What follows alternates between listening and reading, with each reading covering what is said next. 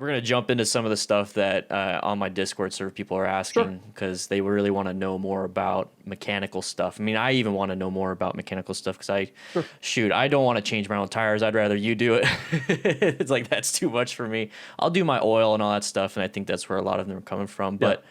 But one thing that I really like, and one thing I choose when I'm looking at a bike is like I don't want a carbureted bike Correct. just because of all the horror stories that I'm hearing. And I just really like fuel injected. I don't have to deal with it. But there's so many people out there. They're like, you know what? A carbureted bike is, it's its own little thing. You could actually get more out of this, out of that. And I don't understand it. So when it comes to carbureted bikes and liquid, or not liquid, fuel injected, like, what's your hmm opinion on that? Um, Consumers nowadays are always looking for ease of use. If they can walk up and hit the start button and the bike starts up, they don't have to work a choke. They don't have to wait so long for it to warm up. Um, Carbureted bikes are for people that love to, not, I don't want to say tinker, but they love to keep their hands on their bikes and work on them. There's a lot of extra maintenance. Yeah. Carbureted bikes have fuel sitting in a bowl, and especially out here in Arizona with the dryness and the heat, Hmm. gas will go bad a lot quicker. Uh, what happens is it'll start to varnish on like the pilot circuit, which is a needle that literally drops down in and allows certain values of fuel to flow through to get put into the intake. Hmm.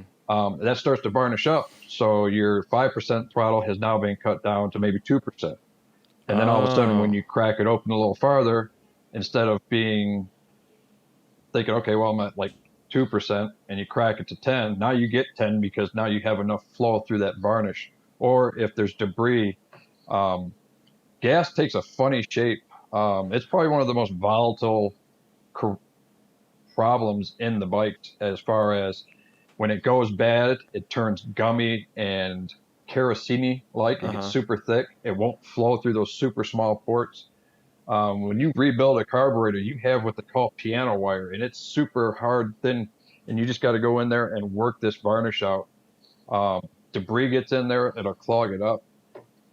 Fuel injection is a lot less tedious to maintain. Obviously, if you're going to store your bike for any amount of time, you want to put some kind of a fuel stabilizer in there because the fuel's still going to varnish. Hmm. And the holes in the injectors are super small, but you cannot do any maintenance on injectors other than to just clean them a little bit.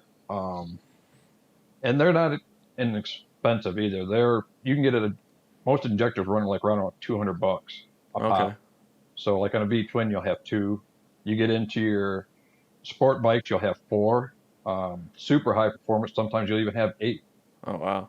Yeah, so fuel injected, a little bit easier as long as you ride it and rotate that fuel. And if you don't, put some of that cleaner stuff in there, right? Or Yeah, the the stabilizer, stabilizer. fuel There you go. stabilizer. Okay. So if you, I know a lot of people that they like the older bikes just because the way it looks and all that stuff. And obviously it's not fuel injected. So they're going to have carbureted stuff. Correct. Do you usually get some of that stuff like used bikes when they come in? Let's just throw a scenario out. So you get a used bike that is like, let's say it's a trade in, hmm carbureted, whatever it is. Like which ones were the easiest for you to work on? Like just first thing that comes to your mind. Which A bike dirt was bike. a dirt A bike? dirt bike is the easiest ones to work on.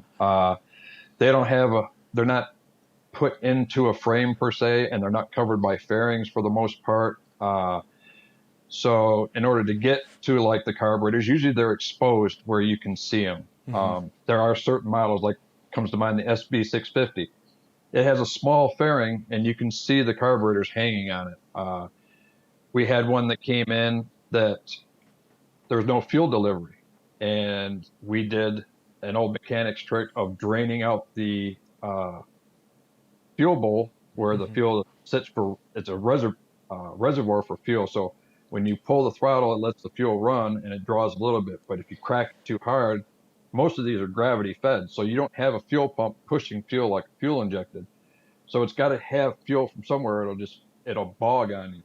And when you do that, there's a spring loaded diaphragm that pushes the fuel up to allow it to go into the intake when you require it at a faster pace. Holy crap, dude! I'm learning so much. I'm learning so much right now. This is really But cool. what, 'Cause, go ahead. but once again, we hooked up a tube and we sprayed carb cleaner reverse through it, Uh and huh. it blew what was ever blocking our main pilot because it wouldn't idle. You could hold it at like 3% throttle, it would run, but as soon as you let go, it would stall, even with the choke on. So that Okay. tells us right there that there's a pilot needle for the idle position, and you can crank the idle up, but it doesn't fix the problem.